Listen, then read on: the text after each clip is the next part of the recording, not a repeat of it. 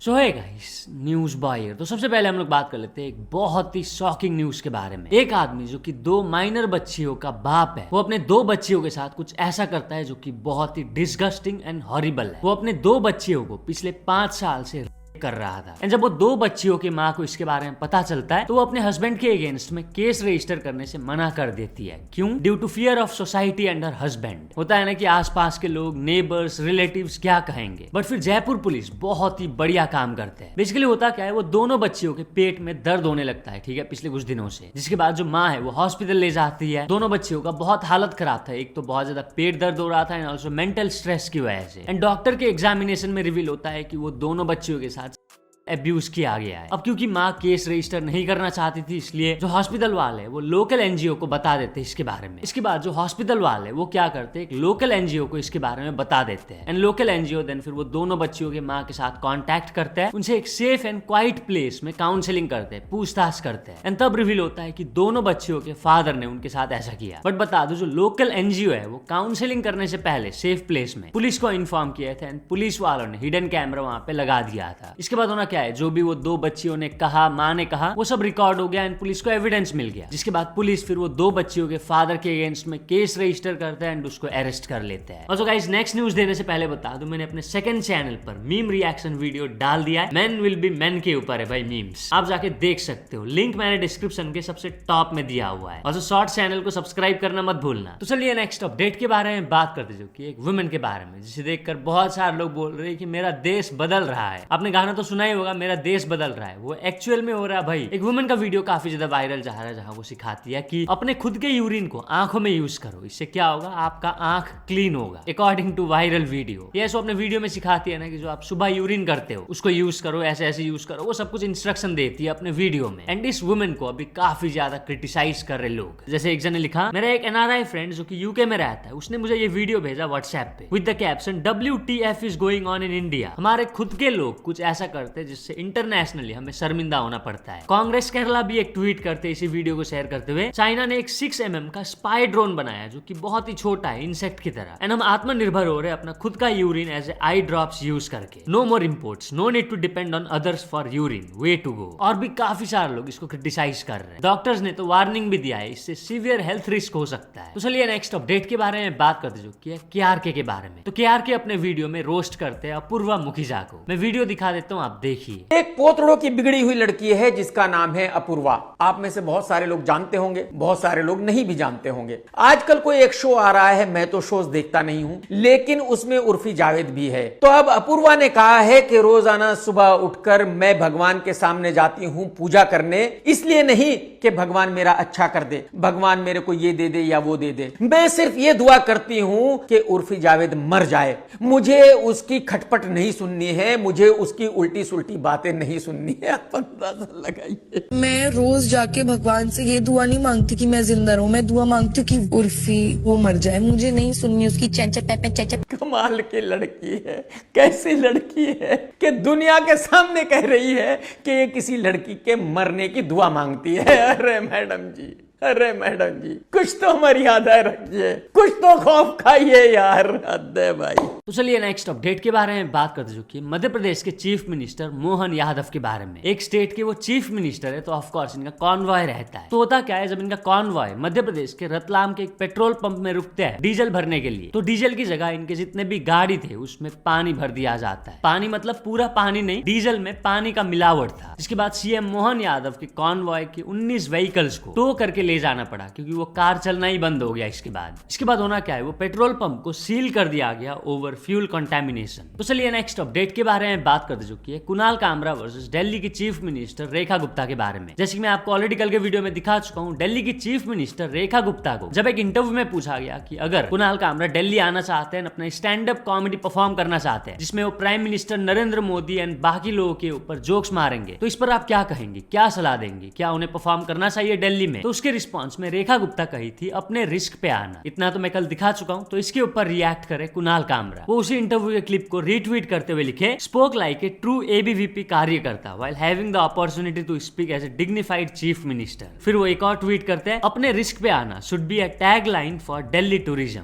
तो चलिए next update के बारे में बात करते चुकी है दिलजीत दोसांझ के बारे में। दिलजीत दोसांझ का मूवी सरदार जी 3 को लेकर कंट्रोवर्सी आपको पता होगा। मूवी को इंडिया में रिलीज नहीं किया गया है, क्यों? क्योंकि उस मूवी में हानिया आमिर है जो कि एक पाकिस्तानी एक्ट्रेस है। ओवरसीज वो मूवी रिलीज हो चुका है, जिसके बाद अभी बहुत सारे लोग डिमांड कर रहे हैं ना कि दिलजीत दोसांझ को बॉलीवुड से बैन कर देना चाहिए। और बहुत सारे लोग ये भी डिमांड कर रहे थे कि दिलजीत दोसांझ को बॉर्डर 2 मूवी से हटा देना चाहिए। तो होता क्या है, कल कुछ ऐसे रिपोर्ट्स आ रहे थे कि दिलजीत दोसांझ को बॉर्डर 2 मूवी से हटा दिया गया है, उनके जगह किसी और को कास्ट किया गया है करके ऐसे रिपोर्ट्स आ रहे थे। वेल एनडीटीवी के एक सोर्स के अकॉर्डिंग ऐसा नहीं हुआ है। दिलजीत दोसांझ को अभी तक उस मूवी से नहीं हटाया गया है। उनका कास्टिंग 9 महीने पहले किया गया था एंड फिल्म का शूट 50% खत्म हो चुका है, इसलिए अब पॉसिबल ही नहीं है कि दिलजीत दोसांझ को उस मूवी से हटाया जाए। अभी तक का तो यही है अपडेट। लेट्स सी भाई फ्यूचर में क्या अपडेट्स आते हैं। उनको हटा के दूसरे एक्टर को कास्ट करके फिर से रीशूट किया जाता है या फिर नहीं किया जाता है, उसका अपडेट अगर आता है देन फिर मैं आप लोगों को बता दूंगा। शायद से कर भी सकते हैं, क्योंकि ऑफ कोर्स अगर दिलजीत दोसांझ होंगे उस मूवी में तो बॉर्डर 2 को भी बहुत सारे लोग बॉयकॉट करने वाले हैं। एंड ये बात शायद से मेकर्स को तो अब तक पता चल गया होगा। तो चलिए नेक्स्ट अपडेट के बारे में बात करते चुकी है एक वुमेन के बारे में। भाई मैं हंस रहा हूँ भाई, ये न्यूज देते देते पता नहीं क्यों। आई होप एक क्रिएटर वीडियो ना बना दे भाई। एक वुमेन जिनका कि कुछ साल पहले डिवोर्स हुआ था अपने हस्बैंड के साथ एंड उस टाइम पे उनको एलिमनी मिला था 5 करोड़ रुपए का। लेकिन अभी एक बंदा अभिषेक शुक्ला नाम का उनके 5 करोड़ जो उनको एलिमनी मिला था उसमें से 3.6 करोड़ रुपीस का स्कैम कर देता है। होता क्या है, जो अभिषेक शुक्ला है वो लखनऊ में पैदा हुआ था, ठीक है, लेकिन अभी ऑस्ट्रेलिया का सिटीजन है। उसने क्या किया था, एक मैट्रिमोनियल साइट पे अपना नाम रखा था डॉक्टर रोहित ओबेरॉय एंड फिर अभिषेक डॉक्टर बन के वो वुमेन के साथ बात करने लगा। धीरे धीरे वो वुमेन का ट्रस्ट बिल्ड करता है, ऑल्सो शादी के लिए प्रपोज भी करता है। इसके बाद वो एक आइडिया शेयर करता है उस वुमेन के साथ कि मुझे हेल्थ केयर स्टार्टअप खोलना है इंडिया में एंड ऑल्सो ओवरसीज। वो बोलता है कि बहुत ज्यादा प्रॉफिट है इस बिजनेस में वगैरह वगैरह। एंड जो वुमेन है वो कन्विंस हो जाती है उसके बिजनेस आइडिया से एंड वो इन्वेस्ट करने लग जाती है। धीरे धीरे करके वो टोटल 3.6 करोड़ रुपीस ट्रांसफर कर देती है। एंड इसके बाद होना क्या है, जो अभिषेक है वो उस वुमेन को इग्नोर करने लग जाता है। इसके बाद हद तो वो तब पार करता है जब वो उस वुमेन को एक ईमेल भेजता है ये कहते हुए कि अभिषेक शुक्ला का डेथ हो चुका है करके। जिसके बाद जो वुमेन है वो बहुत ही ज्यादा सस्पिशियस हो गई एंड वो पुलिस कंप्लेंट कर देती है। कंप्लेंट बता दूं वो नवंबर 2024 में ही कर दी थी। इसके बाद जब पुलिस इन्वेस्टिगेशन करने लगे तब पता चला कि बंदा तो ऑस्ट्रेलियन सिटीजन है। ऑल्सो फर्जी डॉक्यूमेंट्स, फर्जी सोशल मीडिया अकाउंट्स, फर्जी मैट्रिमोनियल अकाउंट्स ये सब बना के वो 3100 से भी ज्यादा लड़कियों के साथ बात करता था मैट्रिमोनियल साइट्स पर। ऑफ कोर्स जिसके साथ उसने स्कैम किया 3.6 करोड़ रुपीस का, वो सिर्फ एक अकेली विक्टिम नहीं है, उसने बहुत सारे लोगों के साथ ठगा होगा। इसके बाद अभिषेक के अगेंस्ट में लुकआउट सर्कुलर इशू किया गया एंड जो इंडियन अथॉरिटीज है वो अभिषेक के मूवमेंट्स को ट्रैक करने लगे with assistance from international agencies, क्योंकि वो इंडिया में नहीं रहता था। एंड फाइनली जब वो सिंगापुर से मुंबई एयरपोर्ट पहुंचा जून 25 तारीख को रिसेंटली, पुलिस उसको अरेस्ट कर लेते हैं। तो चलिए नेक्स्ट अपडेट के बारे में बात करते चुकी है एमएसके के बारे में। एमएसके आप में से काफी लोगों को पता होगा ये व्लॉग्स बनाते हैं। पहले इनके काफी अच्छे खासे व्यूज आते थे लेकिन अभी काफी कम आ रहे हैं ना पहले के मुकाबले। तो किसी ने उनसे इसी से रिलेटेड पूछा तो एमएसके काफी सारे व्लॉगर्स को इनडायरेक्टली रोस्ट किए। MSK bro, views are down, you deserve millions. As a blogger views और सब्सक्राइबर बढ़ाने और पैसे कमाने का एक पुराना वेल टेस्टेड फॉर्मूला है। ऐसे तैसे कैसे आपको एक स्पोर्ट्स बाइक का जुगाड़ करना है और उस पर लगाना है एक लाउड एग्जॉस्ट, ताकि जब आप सड़क पर निकले तो पुलिस आपको पकड़े और थंबनेल बने पुलिस ने पकड़ लिया बस्टेड। जानबूझकर बाइक गिरा दो, स्कूल कॉलेज के बाहर जाके क्यूट गर्ल रिएक्शन ले लो और भाड़े पे नई नई कार बाइक लेते रहो। क्यूट गर्ल रिएक्शन पे अगर व्यूज नहीं आ रहे तो फिर क्यूट गर्ल को ही पढ़ाना पड़ेगा, लेकिन ध्यान रहे कि लड़की गोरी हो, अदरवाइज रेसिज्म वाले कमेंट आएंगे। अगर ये भी ना चले तो फिर शादी कर लो और फिर कपल नाइट रूटीन वाले व्लॉग और अगर शादी भी ना चले तो डिवोर्स की कंट्रोवर्सी, और अगर ये भी ना चले तो फिर कंटेंट पैदा करने पड़ेंगे, आई मीन बच्चे। आगे चल के बच्चे की प्राइवेसी मेंटल हेल्थ से ज्यादा इंपॉर्टेंट पैसे और व्यूज है। नेगेटिव कमेंट्स और ऑनलाइन बुलिंग इतनी खतरनाक चीज है कि कभी कभी मैं भी बहुत स्ट्रेस्ड आउट हो जाता हूँ, फ्रस्ट्रेट हो जाता हूँ, और मैंने लोगों को देखा है करते हुए भी, लेकिन बच्चे इसे आसानी से संभाल लेंगे जिस तरह से ये अपने पढ़ाई और एग्जाम्स का प्रेशर संभालते हैं, राइट। और ज्यादा पैसे कमाना है तो और प्रमोट करना चालू कर दो, ये लोग बहुत पैसे देते हैं ताकि जनता को सपने दिखा के उनसे पैसे लूट सके। जनता का नुकसान हो चलेगा बट पैसे आएंगे तभी तो बनेगा बंगला कोठी पहाड़ में। जनता गई तो चलिए नेक्स्ट अपडेट के बारे में बात कर चुकी है इंजीनियर एक्सप्लेन्स के बारे में। तो इंजीनियर एक्सप्लेन्स एक वीडियो पोस्ट किया अपने इंस्टाग्राम पर, जहां वो बताए कि कैसे फॉरेनर्स हम इंडियंस का मजाक उड़ाते हैं एंड हमारे ही चीजों को रीब्रांड करके बेचते हैं बिना इंडिया को क्रेडिट दिए। वो बहुत सारे ऐसे एग्जांपल्स दिए ना, मैं उनका वीडियो दिखा देता हूँ, आप देखिए। पहले फॉरेनर्स हमारे कल्चर को मॉक करते हैं और फिर हमारे कल्चर से चीजों को चुरा के उसको अपना नाम दे देते हैं। हल्दी के साथ तो ये चीज हुआ ही है, कई और चीजों के साथ भी हो चुका है और अब ये तो ड्रेसेस के साथ भी हो रहा है। दुपट्टे को अब ये लोग स्कैंडिनेवियन स्कार्फ्स के नाम से बेच रहे हैं और इसको पूरा एकदम ट्रेंडिंग बना दिया गया। हमारे टिकटॉक के ऊपर तो ये पूरा वायरल है। और सोचिए कि ये लोग हमारे कल्चर को मॉक किया करते थे। अरे देखो ये लोग कैसे ड्रेस पहनते हैं, अरे ये देखो धोती पहनते हैं ये लोग, और इन सब चीजों को अब लोग रीब्रांड करके बेच रहे हैं यूरोप के अंदर और अपना नाम दे रहे हैं। Do you guys like my Scandinavian outfit? Before I forget, my Scandinavian scarf. Western companies have completely capitalized off of our culture. They've taken something and acted like they've come up with something completely brand new and absolutely unacknowledged us all. Just literally the definition of cultural appropriation. हम लोगों की तो बचपन से आदत है भाई दूध के अंदर हल्दी डाल के पीने का, लेकिन पहले हमें मॉक किया, फिर इन्होंने इसका रेसिपी चुराया और फिर उसको टर्मरिक लैटे के नाम से बेचना शुरू कर दिया। चुराने में इनका तो कोई जवाब ही नहीं है।